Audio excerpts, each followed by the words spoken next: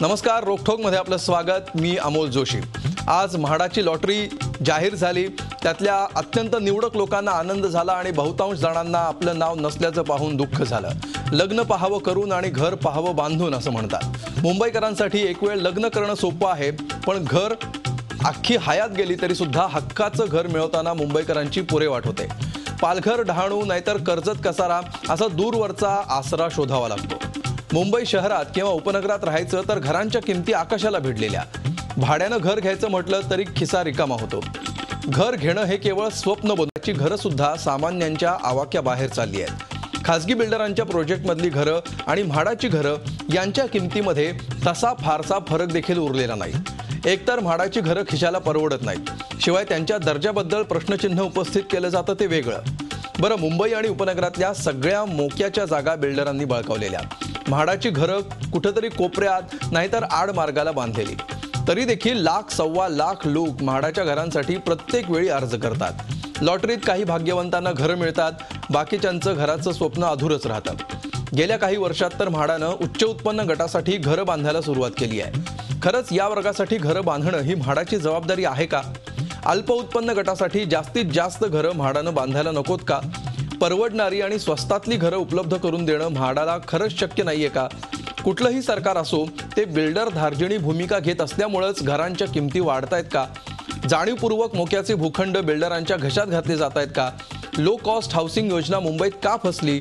नागरी निवाऱ्यासारखे आणखी प्रयोग सरकारी पातळीवर यशस्वी का होऊ शकत नाहीत? 2022 पर्यंत प्रत्येकाला घर अशी घोषणा मोदी सरकारनं केली आहे, पण हाऊसिंग फॉर ऑल हे स्वप्नच राहणार का? आणि परवडणाऱ्या घरांचं स्वप्न दाखवून सरकार सामान्य मुंबईकरांची खिल्ली उडवतंय का? चला, यासारख्या असंख्य प्रश्नांचा वेध घेऊया आजच्या खास रोकठोक कार्यक्रमात, परवडणाऱ्या घरांची परवड.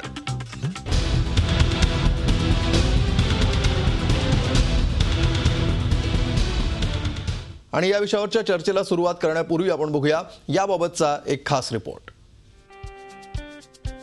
अँथोनी जॉर्जचा आनंद गगनात मावत नाहीये, कारण गेल्या 10 वर्षांपासूनच्या प्रयत्नांना अखेर यश आलंय. म्हाडाच्या लॉटरीत गोरेगाव पत्राचाळ इथं त्यांना 1 BHKचं घर लागलंय.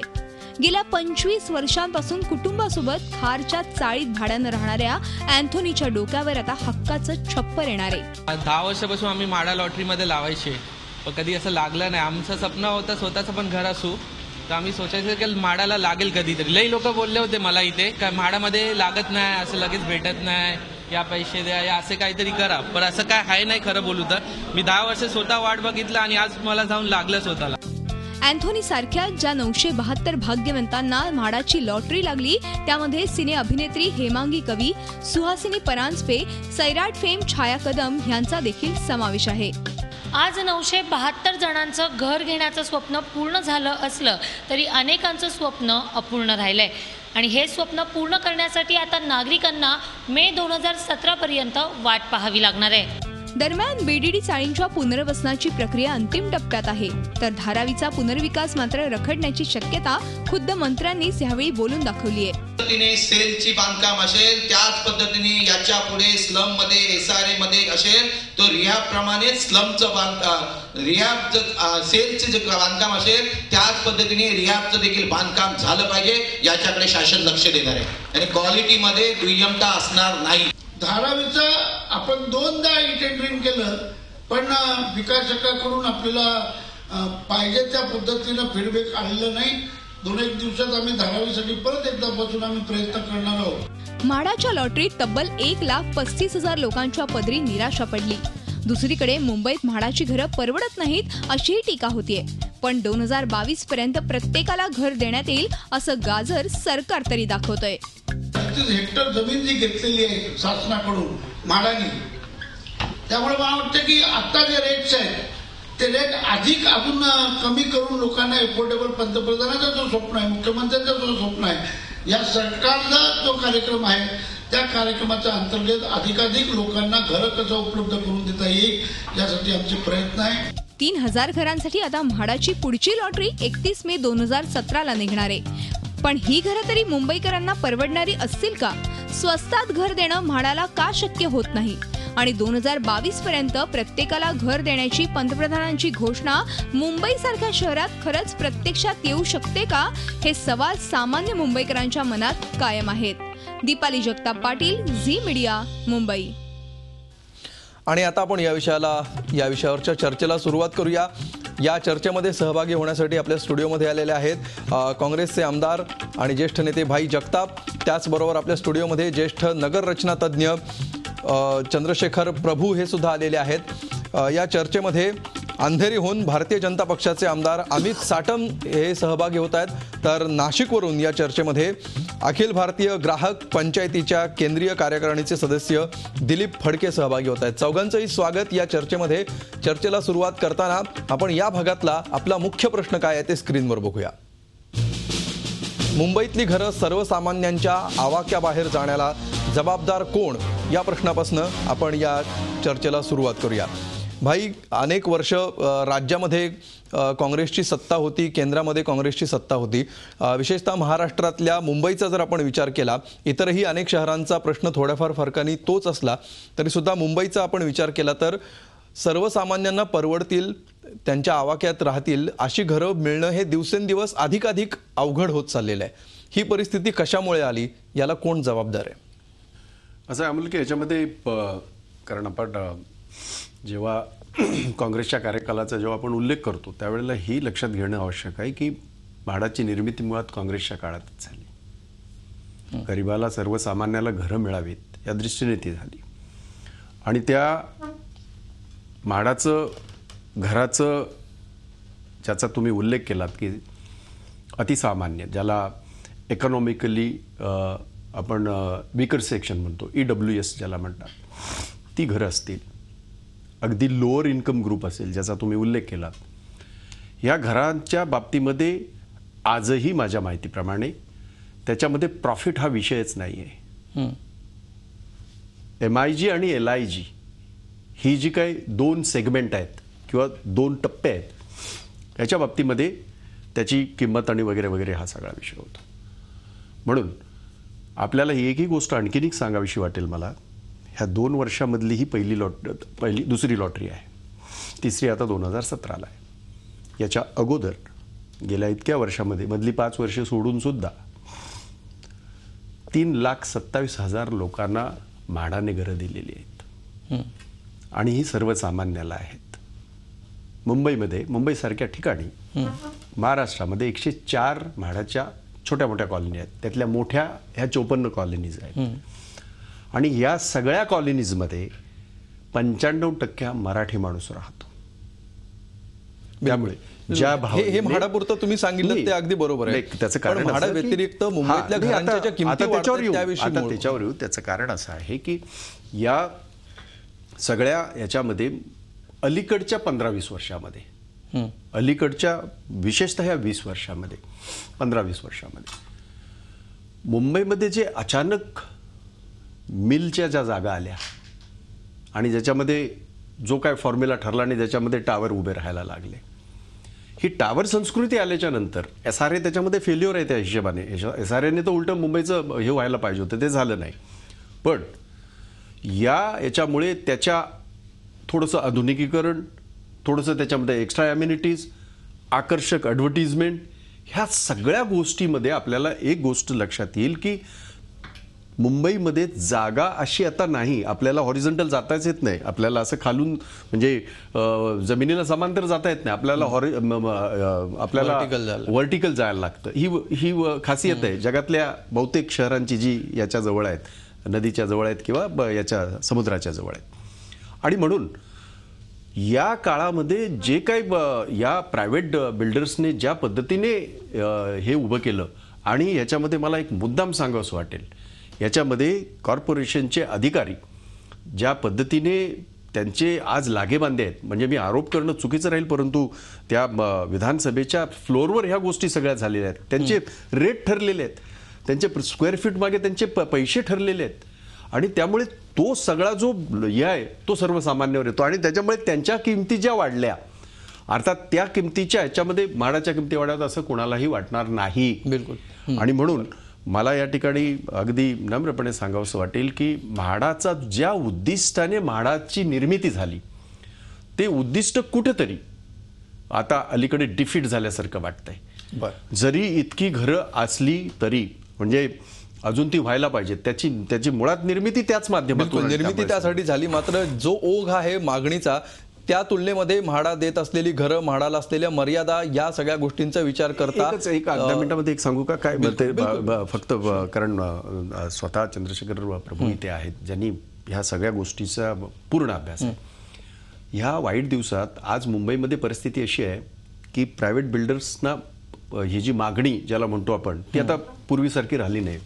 परंतु आज म्हाडाच्या एका घरासाठी 136 अर्ज आले होते म्हणजे ऑन अन एव्हरेज.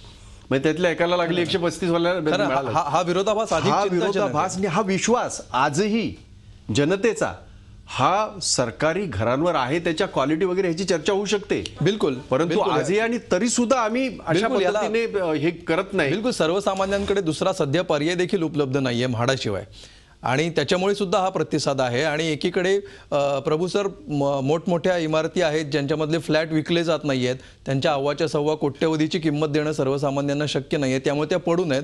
तर दुसरीकडे म्हाडा जी घरं देत आहे, आता असं भाईंनी सांगितले की एका घराला 150च्या घरामध्ये 130च्या वरती अर्ज येतात. तर हा जो विरोधाभास आहे कशामुळे निर्माण झाला, का सर्वसामान्यांच्या आवाक्यात राहिला? सुरुवातीला आपल्या पहिल्या प्रश्नाचं मी उत्तर देईन. भाईंनी याच्या संदर्भात सांगितलं म्हाडाच्या घराच्या संदर्भात, पण खाजगी विकासकांचे दर इतके अव्वाच्या सव्वा का झाले? खरं 1912 ते 16 पासून मुंबईची वाढ झाली. 1970 पर्यंत बिल्डर नावाचा प्राणी मुंबईच्या क्षितिजावर अस्तित्वातच नव्हता. 1970 पर्यंत 70च्या आसपास. बरं. जसं इन्स्टंट कॉफी आली, इन्स्टंट नूडल आलं, तसं लोकांकडे पैसे झाले आणि पैसे अधिक झाल्यावर काम करण्याची प्रवृत्ती कमी झाली. त्यामुळे आपल्या वतीनं कोणीतरी आपली घरं बांधून द्यावं म्हणून बिल्डर हा प्रकार जन्माला आला. हळूहळू काय व्हायला लागलं की बिल्डरच्या लक्षात आलं की यांच्याकडे पैसा आहे, आपण यातून 4 पैसे कमवण्याचं हे साधन झालं. साधन होता होता बिल्डरांकडे इतके पैसे झाले की बिल्डरांना त्यातून राजकीय वजन यायला लागलं. निवडणुकीच्या वेळेला राजकारणी लोकांना बिल्डर पैसे द्यायचे आणि त्यांच्या पैशावर राजकारण चालायचं, पुढारी निवडून यायचे. काही दिवसांनी पुढाऱ्यांकडे भ्रष्टाचारातून इतका पैसा झाला की पुढारी बिल्डरला पैसे द्यायला लागले की हे माझे पैसे घे आणि हे तू गुंतवणुकीत टाक आणि मला मात्र त्याचे रिटर्न्स बाजारात मला जर 12% मिळत असतील तर मला 18 दे, 20 दे, 24 दे. त्यामुळे राजकारणी लोकांचा जो पैसा, काळा पैसा इतरत्र ठेवता येत नाही, तो बिल्डरांकडे ठेवला गेला आणि बिल्डर तो पैसा वाढवून राजकारणी लोकांना द्यायला लागले. काही दिवसांनी राजकारणी लोकांच्या लक्षात आलं की बाबा आपला पैसा घेऊन हे बिल्डर इतके पैसेवाले झाले, म्हणून मग राजकारणी लोकांनी असं ठरवलं की आपणच बिल्डर व्हायचं. त्यामुळे स्वतःच्या नावाने नाही झालं तरी अनेक बिल्डरच्या कंपन्या आहेत. नाव कोणत्या बिल्डरचं आहे, त्याच्या मागे कोणता राजकारणी आहे हे गल्लीबोळातल्या सामान्य माणसालाही माहीत झालेलं आहे. त्यामुळे राजकारणीच बिल्डर झाले. म्हणजे बिल्डरांकडे आपला पैसा देऊन त्याचे पैसे परत येण्यापेक्षा राजकारणीच बिल्डर झाले. आणि मग रात्री स्वप्न आलं की उद्या 200 रुपये दर वाढवायचा की दर वाढले. त्यामुळे यांच्या आवडीनिवडीप्रमाणे दर वाढले. हळूहळू काय झालं की राजकारणी बिल्डर झाल्यामुळे बिल्डरांच्या लक्षात आलं की साले हे आता राजकारणीच बिल्डर झाले, मग आपल्या पोटावर पाय, म्हणून आज बिल्डर राजकारणात आले. त्यामुळे मोठमोठे बिल्डर मोठमोठ्या पक्षाचे नेते झालेले आहेत. म्हणजे आधी बिल्डर त्यातून पैसे कमवायचे आणि मग कोणातरी पक्षाला त्यातून एका बिल्डरनी 70 कोटी निवडणुकीत दिले, एका बिल्डरनी 90 कोटी दिले आणि बिल्डर राजकारणी झाले. म्हणजे एकंदरीत आणि म्हणून या सबंध दुष्टचक्रामध्ये बिल्डरांना शह बसेल हे कोणत्या संस्थेतून होईल? सरकारी संस्थेतून, म्हाडामधून. म्हणून ती खच्ची करायची आणि कोणत्याही परिस्थितीत बिल्डरांना त्याच्याकडून, त्या संस्थेकडून, म्हाडाकडून कोणत्याही पद्धतीचं आव्हान येता कामा नये. म्हाडाची मूळ निर्मितीच गरिबांना घर देण्यामध्ये झाली पण असं म्हणत असताना म्हाडानी उच्च उत्पन्न गटासाठी करू नये असं म्हणणारा मी नाही.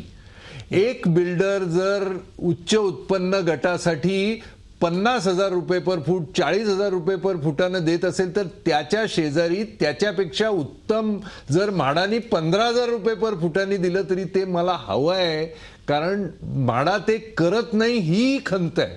त्यामुळे गरिबासाठी म्हाडानी बांधावं, पण बिल्डर जिथे बांधतात तिथे बिल्डरनी दिलेल्या दराच्या निम्म्या दरामध्ये उच्च उत्पन्न गटासाठी देखील म्हाडानी द्यावं.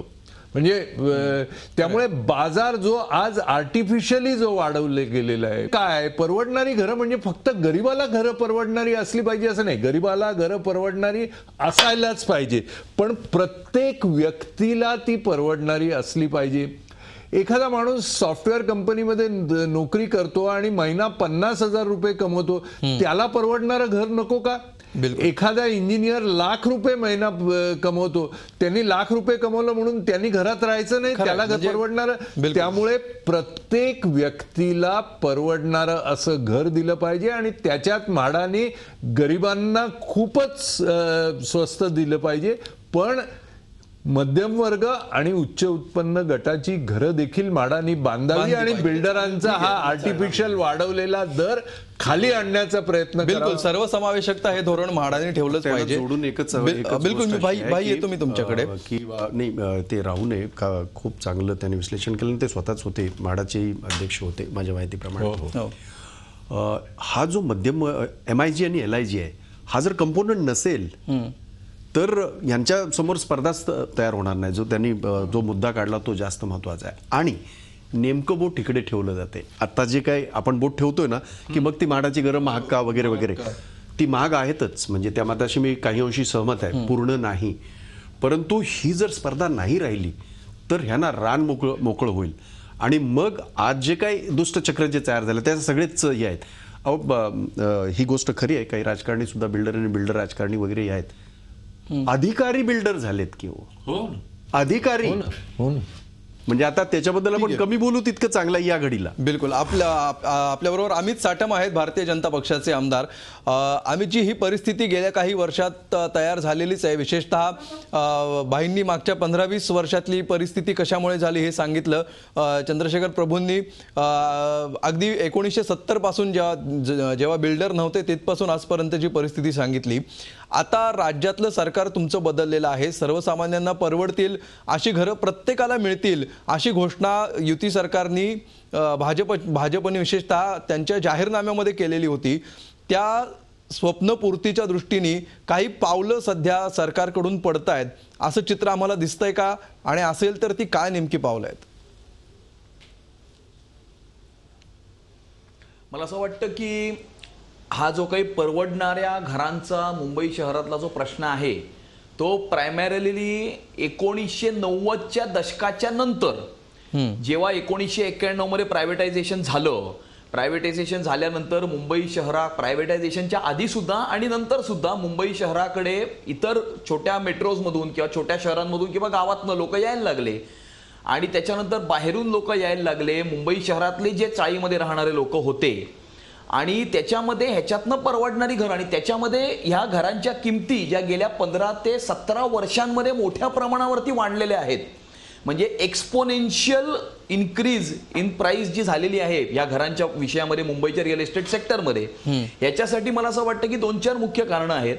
त्याच्यातलं सर्वात मुख्य कारण हे आहे की मुंबई शहरातला 37% लँड मास हा फक्त डेव्हलपेबल आहे आणि 63% एरिया हा नॅचरल एरिया आहे, नॉन डेव्हलपमेंट झोन वगैरे वगैरे, ओशन असेल, वॉटर बॉडीज असतील, वेटलँड्स असतील, मँग्रोव्ज असतील. त्यामुळे 37% मुंबई शहराच्या लँड मासमध्ये हे मुंबई शहर वसलेलं असून 100% पॉप्युलेशन हे 37% जागेवरती वसवायचं असल्यामुळे आणि त्याच्यामुळे जमिनीच्या किमती ह्या मोठ्या प्रमाणावरती वाढलेल्या आहेत. कारण पूर्ण जे काही घरांच्या ज्या किमती असतात किंवा कॉस्ट असते एका कन्स्ट्रक्शन प्रोजेक्टची, त्याच्यामध्ये 75% कॉस्ट ही जमिनीच्या किमतीची असते आणि जमिनीची किंमत कशा प्रकारे खाली आणायची तर आपल्याला परवडणारी घरं आपण करू शकतो. आणि याच्यामध्ये मला असं वाटतं की म्हाडा त्या किमतींमध्ये घरं ह्याच्यासाठी देऊ शकतं कारण म्हाडाच्या स्वतःच्या जमिनीवरती जेव्हा घरं बनतात म्हाडाचे 100पेक्षा जास्त लेआउट्स आहेत.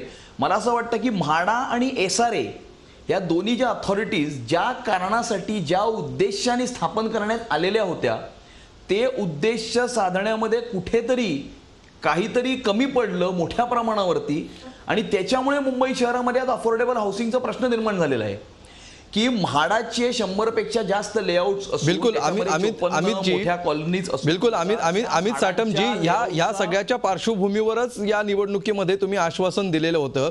त्यामुळे याची कारण मीमांसा काय आहे हे याच्यापूर्वी आपण चर्चा केलेली आहे. मात्र ह्या परिस्थितीमध्ये सुद्धा परवडणाऱ्या घरांचं स्वप्न सरकारने दाखवलेलं आहे. ते स्वप्न कसं पूर्ण करणार आहात त्या दृष्टीने सध्या काय तयारी सुरू आहे याविषयी बोला.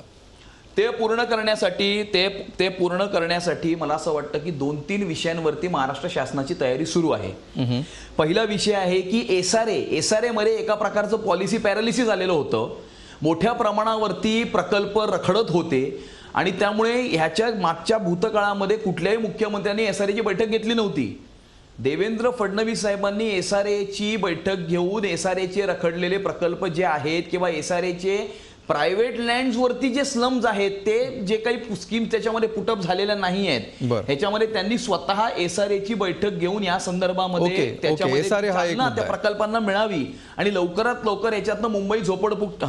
दुसरा असा मुद्दा आहे की महाराष्ट्र शासन या हाऊसिंग पॉलिसीवरती सुद्धा काम करीत आहे आणि येणाऱ्या 2-4 महिन्यामध्येच महाराष्ट्र शासनाची हाऊसिंग पॉलिसी ज्याला थोडासा डिले झाला ती मागच्या वर्षीच यायला पाहिजे होती पण ती आली नाही. याचं कारण हे होतं की वेगवेगळ्या समाजातल्या घटकांची एकाच पर्टिक्युलर विषयावरती वेगवेगळ्या प्रकारची मतं होती आणि त्या प्रत्येक मताचं त्याच्यामध्ये काय होईल याचं हे पूर्णपणे अनालिसिस केल्यानंतरच ही एक सर्वसमावेशक अशी एक प्रकारची हाऊसिंग पॉलिसी किंवा गृहनिर्माण धोरण महाराष्ट्र शासनाचं झालं पाहिजे आणि त्यामुळे ह्या परवडणाऱ्या घराच्या दृष्टिकोनातून महाराष्ट्र शासनाची हाऊसिंग पॉलिसी एक मोठा रोल प्ले करेल. आणि तिसरं जे मुंबई शहराच्या DP मध्ये जे अफोर्डेबल हाऊसिंगसाठी जे एक NDZ मध्ये पर्टिक्युलर रिझर्वेशन टाकण्यात येणार आहे ते सुद्धा मोठ्या प्रमाणावरती मुंबई शहरांचा परवडणाऱ्या घरांचा प्रश्न सॉल्व्ह करण्यासाठी किंवा त्या प्रश्नाला मार्गी लावण्याकरता ते सुद्धा एक खूप मोठ्या प्रमाणावरती एक रोल प्ले करणार आहे. अशा या 3 फ्रंट्सवरती SRA हाऊसिंग पॉलिसी आणि DP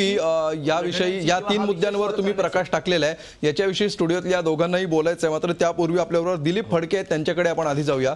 दिलीपजी, ग्राहकांची बाजू जर आपण बघितली तर सर्वसामान्यांना आता घरं मुंबईतच काय तर महाराष्ट्रातल्या सगळ्या मोठ्या शहरांमध्ये मेट्रो सिटीजमध्ये परवडणं सध्या शक्य नाहीये. एकतर शहरापासून प्रचंड दूर राहावं लागतंय. या परिस्थितीमध्ये ग्राहकांच्या हिताच्या दृष्टीने काही पावलं पडतायत असं चित्र तुम्हाला सध्या दिसतंय का? परिस्थिती अशी आहे की ज्या गतीने मागणी वाढतीये त्या गतीने पुरवठा घरांच्या बाबतीमध्ये बाजारपेठेमध्ये होत नाही आहे. म्हणजे अफोर्डेबल हाऊसिंग करता जे प्रयत्न होत आहेत त्यापेक्षा कितीतरी पटीने जास्त त्याची मागणी तयार होते. याच्यामध्ये कारण असं आहे की ज्या गतीने शहरांकडे लोंढा येतोय लोकांचा आणि शहरांमध्ये ज्या गतीने घरांची मागणी वाढती आहे त्या प्रमाणामध्ये घरांचा पुरवठा करणं ही गोष्ट आता शक्य राहिलेली असं काही वाटत नाही. जी गोष्ट मुंबईची आहे तीच काही प्रमाणामध्ये पुण्याची, तीच काही प्रमाणामध्ये नाशिक आणि औरंगाबादमध्ये काही वर्षांनी आपल्याला पाहायला मिळेल अशी परिस्थिती आहे. सार्वजनिकरित्या काम करणाऱ्या सिडकोसारख्या किंवा हुडकोसारख्या किंवा म्हाडासारख्या संघटना ज्या आहेत त्या देखील आवश्यक त्या प्रमाणामध्ये काम करू शकत नाहीत. त्याच्यामध्ये खूप कारणं आहेत.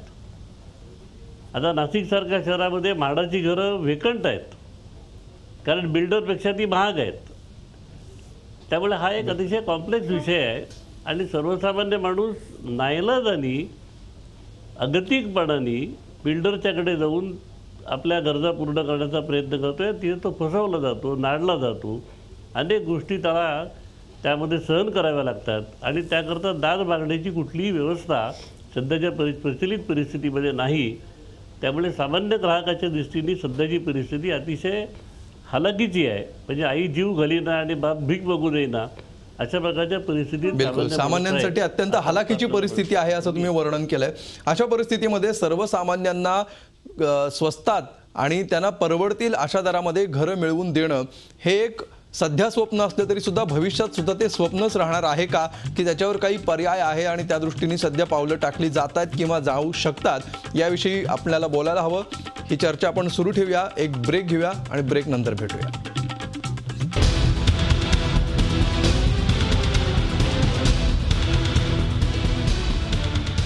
परवडणाऱ्या घरांची परवड याविषयी आपण चर्चा करतो आहोत. मुंबईत सर्वसामान्यांना घरं का परवडेनाशी झाली याविषयी मागच्या भागामध्ये आपण चर्चा केली. आता आपण बघूया या भागातला आपला मुख्य प्रश्न.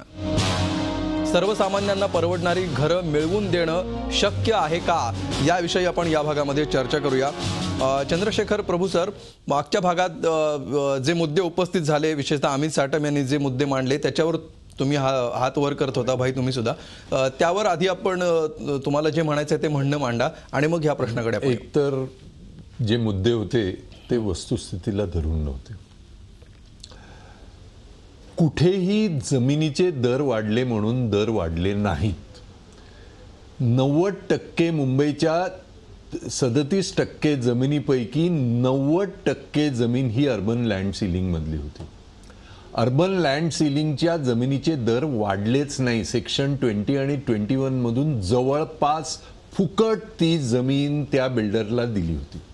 आता उदाहरण म्हणून पवईचा एक मोठ्यातला मोठा बिल्डर 8 आणे पर फुटानं त्यांनी जमीन घेतली. ही कधी 1974 साली. त्या जमिनीची किंमत तीच राहिली. 90 एकर त्याच्याकडे जमीन. त्यांनी आधी 5 एकर विकली, नंतर 5 एकरवर बांधून विकली, नंतर 5. त्या जमिनीवर आज 28,000 रुपये पर स्क्वेअर फीट आहे. कुठे त्याच्या जमिनीची किंमत वाढली हो? बांधकामाची किंमत देखील गेल्या 20 वर्षात 890 पासून ते 2000, 2500, 3000 पर्यंत गेले. मग 3000ची जमिनीची किंमत असताना 28,000 रुपये पर फुटानं विकण्याची हिंमत कशी काय झाली? ते कोणत्या जमिनीची किंमत वाढल्यामुळे झाली? त्यामुळे जमिनीची किंमत वाढल्यामुळे दर वाढले हे IAS अधिकारी तुम्हाला नोट देतात. त्या नोटमधून तुम्ही वाचलं तरच ही माहिती असते. ही माहिती वस्तुस्थितीला धरून नाही. बिलकुल. वस्तुस्थिती अशी आहे की जागेच्या किमती जाणून बुजून कार्टेल करून बिल्डरांनी वाढवले. का वाढवले? तर उदारीकरणाच्या याच्यातून परदेशातून पैसा direct foreign direct investment real इस्टेटमध्ये येणार होती. बिलकुल. आता ही फॉरेन डायरेक्ट इन्व्हेस्टमेंट परदेशातून परस्पर आल्यामुळे त्याच्यात इक्विटी बेस्ड म्हणजे तुमच्याकडे किती फ्लॅट आज आहेत, त्याची किंमत किती आहे, त्याच्या अमुक एवढे टक्के मी पैसे भरणार म्हणून परदेशी माणसांनी करायचं. आणि मग त्याच्याकडून अधिकात अधिक बळकावण्यासाठी आपसामध्ये बिल्डरांनी एकमेकांचे फ्लॅट एकमेकांना माझे 20,000चे तू 25नी घ्यायचे, तुझे 25चे मी 30नी घ्यायचे, 30चे 35नी घ्यायचे, ही इतक्या दरानं वाढवून ठेवले की त्याची किंमत एवढी. मग त्याच्या 50% मध्ये तो इन्व्हेस्टर आला तर आपली पूर्ण किंमत त्यातून काढून घ्यायची आणि परदेशी इन्व्हेस्टरला कंगाल बनवायचं. असं हे षडयंत्र बिल्डरांनी केलं. त्यातून ही पूर्णपणे कृत्रिमरित्या आर्टिफिशियल इन्क्रीज झालेली आहे. हा एक ठीक आहे. एक मुद्दे आपण क्लिअर करूया. अमित साटमजी, ह्याला जर तुम्हाला काही काउंटर असेल तर तुम्ही बोला, अन्यथा आपण पुढे जाऊ. मी सांगतो म्हणजे मग त्यांना एकदाच काउंटर करता येईल त्यांना. एक मुद्दा घेऊ आपण. बोला अमित साटम, बोला. मला असं एवढंच म्हणायचं आहे की प्रभू साहेब आता जे म्हणाले त्याच्यामध्ये 2 पार्ट होते. पहिला पार्ट त्यांनी असं म्हणाला की एका बिल्डरनी ही जमीन एवढ्या आण्यामध्ये विकत घेतली होती आणि आज ती 28,000 पर फुटावर विकली जाते. माझा म्हणण्याचा तात्पर्य हा होता. आणि त्याच्यानंतर त्यांनी जे म्हणाले तेच त्यांनी दुसऱ्या पार्टमध्ये ते जे म्हणाले की आर्टिफिशियली या जमिनीच्या किमती वाढवण्यात आलेल्या आहेत. ते खरं आहे ना?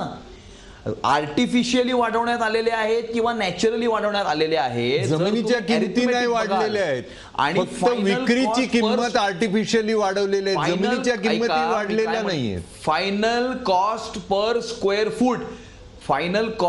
स्क्वेअर फूट जी होते त्याच्यामध्ये जेव्हा तुम्ही सगळे कॉस्ट त्याच्यामध्ये कॉस्ट करता, कॉस्ट ऑफ कन्स्ट्रक्शन, TDR, अमुक तमुक, लायझनिंग वगैरे, आणि त्याच्यामध्ये उरलेली जी कॉस्ट राहते ती it is assume to be land cost. Amit Satam, liaisoning म्हणजे काय हो? भ्रष्टाचाराला वेगळं नाव आहे ना लायझनिंग.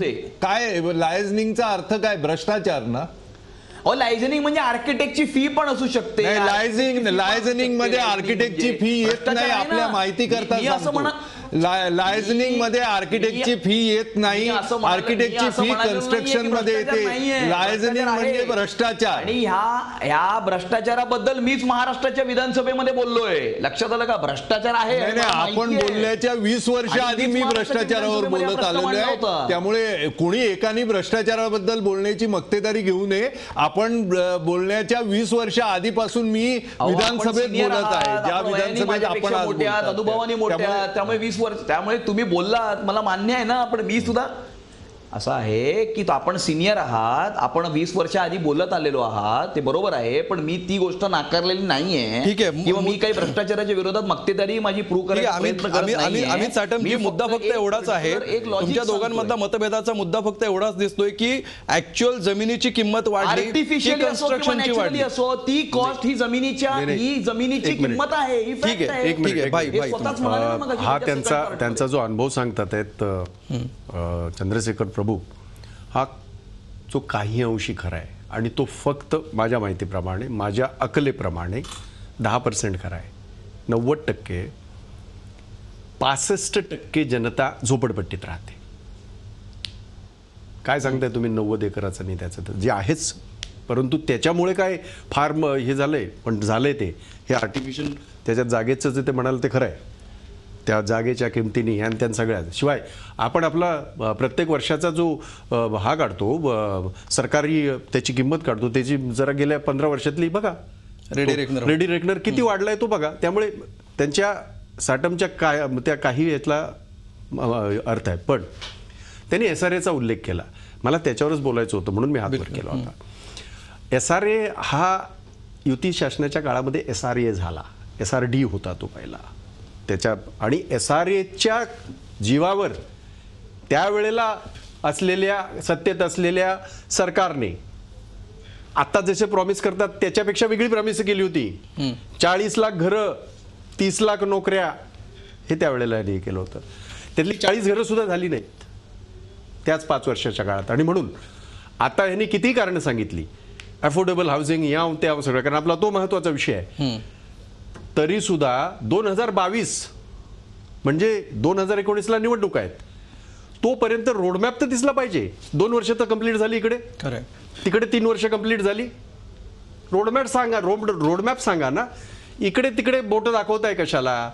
ज्या वेळेला तुम्ही 95 ते 2000 अगदी 9.5 पर्यंत त्या काळामध्ये ज्या इवन हे आपल्या सगळ्यात मोठी झोपडपट्टी इथली सायनची धारावीचा विकास, बाकीच्या सगळ्या गोष्टी, ह्या सगळ्या स्टॉल कोणी केल्या जरा त्यांना विचारा, अमित साटमांना. आणि म्हणून गरीबाला घर द्यायचं जर असेल आणि द्यायचं जे आपलं ध्येय धोरण आहे म्हाडाचं, ज्याच्यावर आजही लाखो लोकांचा विश्वास आहे, त्याची क्वालिटी वाईट असून सुद्धा विश्वास आहे. जमिनीच्या बाबतीमध्ये मी अजिबात हे मान्य करणार नाही, कारण पर्यायच नाही. आणि आपल्याला व्हर्टिकल जायचं. आपण कायद्यांमध्ये DC रूलमध्ये बदल केले ना. विशेषतः आज त्यांच्या समोर आव्हान म्हणण्यापेक्षा त्यांच्यासमोर संधी आहे. काय संधी आहे? मुंबईतल्या 54 जे हे आहेत आमचे म्हाडाचे जे लेआउट आहेत, एवढे लेआउट कुणाचेच नाहीत, कुठल्याही प्रायव्हेट माणसाचे नाहीत. त्या याच्या बाबतीमध्ये, त्या लेआउटच्या बाबतीमध्ये तुम्ही निर्णय घेऊन तिथे तुम्ही अफोर्डेबल हाऊसिंगचं तुम्ही करा ना. तुम्ही म्हाडात का नाही करत? हा आमचा प्रश्न आहे. आम्ही त्याच्यावर पावलं उचलली होती. आणि त्यांना एक प्रश्न जो चुकीचा आहे, जो चुकीची माहिती देतात आहेत, फक्त देवेंद्र फडणवीसांनी मीटिंग घेतलं नाही हो. आम्ही गेल्या त्या 15 वर्षामध्ये या बाबतीमध्ये 15 वेळा बैठका झाल्या, 15 वेळा, एक नाही. आणि त्या राज्याच्या मुख्यमंत्र्यांनीच हे केलं. कारण अर्बन डेव्हलपमेंट ही मुख्यतः याच्याकडे मुख्यमंत्र्याकडे असतं. हा असा, त्यामुळे काहीतरी वेगळं करतोय. तुम्ही दाखवा. 2 वर्षामध्ये एकही घर तुम्ही बनवलेलं नाही. ही घरं पहिली त्या काळातली होती, ती आता तयार होऊन ती विक्रीला आलेली आहे. याची सुद्धा गिरणी कामगारांची तयार घरं विकत नाही, हे लॉटरी काढत नाही आहेत. म्हणजे आमच्या वेळेला 7,500 घरांची लॉटरी काढली. आज तयार घरं त्याची अजून लॉटरी काढत नाही. मुख्यमंत्र्यांनी 2 वेळा सांगितलं, तारखा दिल्या, अजून काय त्याच्यामध्ये हे नाही. आणि म्हणून तुम्ही अफोर्डेबल हाऊसिंगचं तुम्ही आज सांगताय, काय सरकारचं धोरण आहे अफोर्डेबल हाऊसिंगचं? पनवेल, MMR म्हणजे कुठे? कर्जत, बदलापूर, तिकडे खोपोली, MMR म्हणजे नाव मोठं, मुंबई मेट्रो रिजन, तिकडे अफोर्डेबल हाऊसिंग. आम्ही ते सांगतोय की गेल्या एवढ्या वर्षामध्ये कदाचित अधिकचं व्हायला पाहिजे होतं. ही 3-3.5 लाख घरं जी दिली गेली ती त्या सर्वसामान्याला काँग्रेसच्या काळामध्ये दिली गेली, ह्याचा विसर पडू नये. 2-3 मुद्दे उपस्थित केलेले आहेत. अमित साटम, तुम्ही उत्तर देऊ शकता. नाही, मला असं वाटतं की मी मगाशी जेव्हा जे काही बोलत होतो त्याच्यामध्ये मी काही राजकीय बोललो नव्हतो, पण आता मला राजकीय बोलावं लागेल. बोला. कारण 1995 पासूनचा जो मुद्दा काढला, 1995 ते 2001-2016 गेल्या 21-22 वर्षामध्ये फक्त 4.5 वर्ष हे युतीचं सरकार होतं आणि आत्ता हे 2 वर्ष 20 महिने 22 महिने हे युतीचं सरकार आहे. आणि बाकीच्या हे 6.5 वर्ष सोडली तर या बाकीची जी काही वर्ष आहेत या 21 वर्षातली त्याच्यामध्ये काँग्रेस आणि राष्ट्रवादीचं सरकार होतं. आणि त्या सरकारमध्ये जी पॉलिसी पॅरालिसिस होती, त्या सरकारमध्ये जो भ्रष्टाचार होता, त्या सरकारच्या वेळेला SRA आणि म्हाडाचे प्रकल्प ज्या रीतीने रखडले गेले होते आणि त्यामुळे आज हा अफोर्डेबल हाऊसिंगचा प्रश्न इथे निर्माण झालेला आहे. त्यामुळे हे काही 2 वर्षामध्ये काही असे काही घरं वगैरे बांधली जात नसतात त्याच्यामध्ये. आणि गेल्या 15 वर्षामध्ये आपण काय केलं, आपण जेव्हा राज्याचा बट्ट्याबोळ केला, हा महाराष्ट्र विकून काढला आपण गेल्या 15 वर्षामध्ये. हे मुंबईच्या बिल्डरांकडनं आपण पैसे खाल्ले सगळ्यांनी आणि त्याच्यामुळे ह्या भ्रष्टाचारामुळे हे आज परिस्थिती निर्माण झालेली आहे. परंतु त्या परिस्थितीतनं बाहेर येण्यासाठी हे शासन कटिबद्ध आहे आणि त्या दृष्टिकोनातनं आम्ही जी काही योग्य ती पावलं आहेत ती योग्य ती पावलं आम्ही उचलत आहोत. एकच मिनिट. ठीक आहे, अगदी एकच मिनिट. त्याचं उत्तर यासाठी जायला पाहिजे. फार भाषण केलंय त्यांनी राजकीय. या मुंबईचा विकास करणारी जी संस्था आहे महानगरपालिका, 23 वर्ष आपण आहात तिथे राज्यामध्ये. त्यामुळे भ्रष्टाचाराची जी हे आहे ना गटारगंगा, ती तिथून तयार होते. त्याच्यानंतर बाकीच्या सगळ्या गोष्टी होतात. SRAची ही जी आहे जी काय त्याच्यामध्ये होईल. महानगरपालिका असं आहे की तुम्ही बोलताना मी अडवू शकलो असतो साटम तुम्हाला. तुम्ही बोलताना मी अडवू शकलो असतो, पण मी अडवलं नाही कारण तेवढं सौजन्य मी पाळलंय. परंतु या ठिकाणी ज्या पद्धतीने त्या याच्यामध्ये कॉर्पोरेशन मध्ये तुम्ही लोकांनी जो आज 23 वर्ष ही मुंबई जी विकायला काढले तुम्ही, 23 वर्ष ज्या मुंबईच्या याच्यातल्या गटारातले पैसे सोडले नाही तुम्ही, हाऊसिंगचे तर सोडूनच द्या, गटारामधले पैसे सोडले नाही तुम्ही, रस्त्यांमधले पैसे सोडले नाही तुम्ही, खड्ड्यांमधले पैसे सोडले नाही तुम्ही आम्हाला भ्रष्टाचाराच्या गोष्टी शिकवणार. जरा काढा ना, कॅगचे रिपोर्ट करा. मी काय बोलतोय पॉलिटिकल ह्याला अर्थ देऊ नका, त्याला महत्व देऊ नका. कॅगने काय रिपोर्ट दिले, कॅगने काय केलंय हे जरा विचारा आणि मग सांगा. ठीक आहे, दिलीप, छोट्या अळकुंडांनी पिवळी होणारी अनेक माणसं भाई तुमचा मुद्दा, दोघांचेही मुद्दे जनतेपर्यंत पोहोचलेले आहेत. ज्यावेळी चर्चा विकोपाला जाते त्यावेळी दोन्ही पक्ष आपापल्या सरकारांची, एकमेकांच्या सरकाराची उणीधुणी, त्यांच्या कारकिर्दीतली उणीधुणी कशी काढतात हे पण आपण बघितलंय. दिलीप फडकेजी, कुणाचंही सरकार असलं तरी सुद्धा सर्वसामान्यांचे प्रश्न तेच आहेत. सर्वसामान्यांना परवडणाऱ्या घरांचं स्वप्न दाखवून वेगवेगळी सरकार सत्तेवर आली, सत्तेतून गेली, अनेकदा सत्ता पालट झाला, आता पुन्हा नवीन सरकार 2 वर्षांपूर्वी आलं. या परिस्थितीमध्ये आता इथून पुढे तरी सर्वसामान्यांना परवडेल, सर्वसामान्य परवडणारी घरं हे स्वप्न वास्तवात येईल अशी काही चिन्ह, थोडीफार तरी सकारात्मकता तुम्हाला दिसतीये का? मूळ गाडा जो रुळावरनं घसरला तो तुम्ही रुळावरती आणण्याचा प्रयत्न केला. एकूण कुठल्याही विषयाची वाट कशी लागते त्याचं हे उत्तम उदाहरण होतं की 2 राजकारणांच्या किंवा राजकीय पक्षांच्या लाथाळ्यामध्ये किंवा फुटबॉलमध्ये सर्वसामान्य माणसाच्या घराचा प्रश्न हा कुठेतरी बाजूला भरकटला जातो. बिलकुल. आपण जो प्रश्न विचारला त्याच्या संदर्भात 3 महत्त्वाचे मुद्दे मला मांडायचे आहेत. पहिला मुद्दा असा की प्रभू साहेबांनी जे सांगितलं त्यातला एक मुद्दा बरोबर आहे की घराच्या किमती आर्टिफिशियली वाढवल्या गेल्या. मग त्या जमिनीच्या किमतीमुळे वाढल्या असतील, बांधकामाच्या साहित्याच्या किमतीमुळे वाढल्या असतील, खर्च आणि उत्पन्न किंवा खर्च आणि त्याची किंमत याच्यामधल्या फरकामुळे वाढल्या असतील. पण ज्या प्रमाणामध्ये बांधकामाचं साहित्य महाग झालं, ज्या प्रमाणामध्ये जमिनी महाग झाल्या, त्यापेक्षा कितीतरी जास्त प्रमाणामध्ये घरांच्या किमती वाढल्या, ही गोष्ट आपल्याला नाकारता येणार नाही. मगाच्या चर्चेमध्ये कुणीतरी रेडी रेकनरच्या दराचा उल्लेख केला. रेडी रेकनरचे दर सुद्धा सरकारने ज्या पद्धतीने वाढवले त्याच्यामध्ये सरकारने देखील त्या प्रॉफिटियरिंगमध्ये स्वतःचा हात मारून घेतला, ही गोष्ट आपल्या लक्षामध्ये येईल. कारण रेडी रेकनरच्या ठरवण्याची पद्धत अजिबात ट्रान्सपरंट नाही आहे. कुठेतरी मंत्रालयाच्या एखाद्या खुर्चीमध्ये बसून लोक रेडी रेकनरचे दर ठरवतात, त्याचा वस्तुस्थितीची किंवा बाजारातल्या किमतीशी यत्किंचितही संबंध असत नाही. त्यामुळे सरकार असेल, बिल्डर असेल किंवा म्हाडासारखी संघटना असेल, यांनी प्रॉफिटियरिंग करून आपापले खिसे भरण्याचा प्रयत्न केला, त्यामुळे किमती वाढल्या. प्रभू साहेबांच्या या विश्लेषणाची मी सहमत आहे. हो. दुसरा मुद्दा असा की ही गोष्ट ही सतत होणारी गोष्ट राहील. याचं कारण असं आहे की ज्या प्रमाणामध्ये अर्बनायझेशन होत आहे, आज मुंबई ओव्हरफ्लो झाली, पाठोपाठ पुणे ओव्हरफ्लो झालं, पाठोपाठ नाशिक, औरंगाबाद, नागपूर या शहरांची परिस्थिती काही फारशी वेगळी राहिली नाही. त्यामुळे मला असं वाटतं की अर्बनायझेशनचा जो दर आपण आता पकडला किंवा ज्या गतीने अर्बनायझेशन होत आहे त्या गतीने शहरामध्ये घरांची मागणी सातत्याने वाढत राहील. बिलकुल.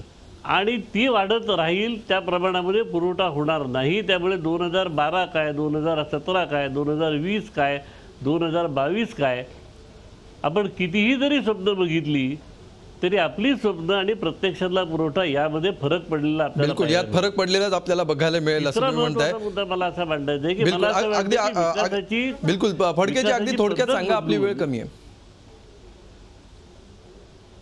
विकासाची पद्धत बदलून कुठेतरी आपल्याला सॅटेलाइट सिटीजचा विचार करावा लागेल का? म्हणजे मुंबईला सॅटेलाइट सिटीज झाल्या, त्या विकसित झाल्या, पण नाशिकसारख्या शहरामध्ये, पुण्यासारख्या शहरामध्ये, औरंगाबादसारख्या शहरामध्ये सॅटेलाइट सिटीच्या माध्यमातून प्रत्येकाने त्या मूळ शहरामध्ये येऊन कशाला राहायला पाहिजे? त्या गावाच्या जवळपास 30-40 किलोमीटरवरती ती माणसं राहिली तर कामाकरता ते गावामध्ये येऊ शकतात. मग त्याकरता आपल्याला तिथे घरं उपलब्ध करून द्यावी लागतील, तिथून गावामध्ये येण्याकरता चांगले रस्ते उपलब्ध करून द्यावे लागतील. बिलकुल नव्या पर्यायांचा आणि नव्या शहरांचाही विचार करायला हवा, हा एक पर्याय तुम्ही सुचवत आहात.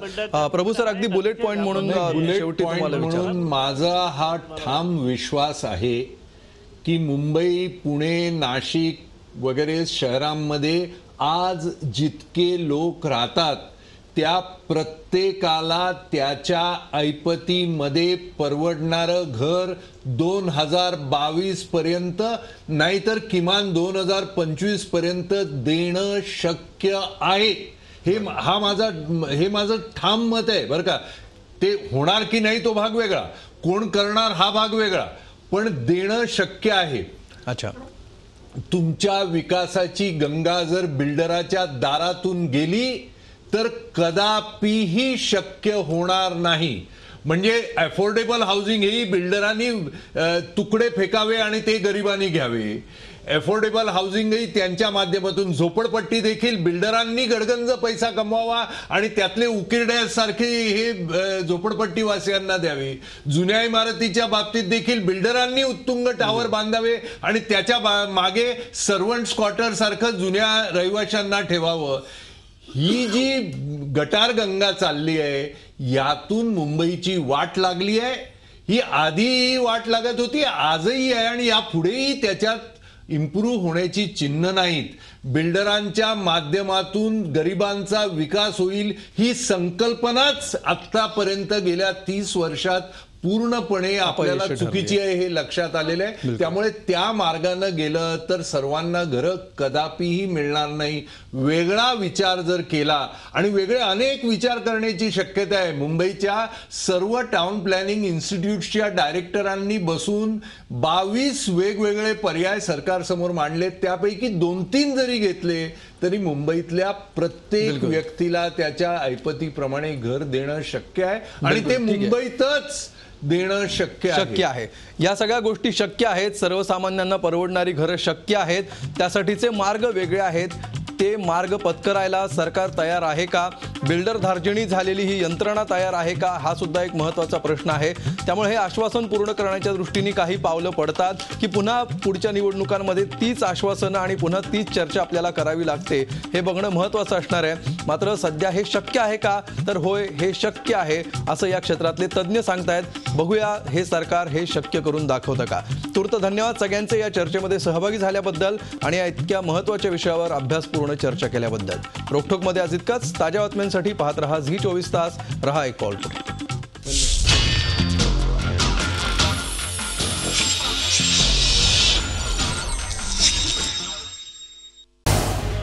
झी 24 तास रहा एक पाऊल पुढे.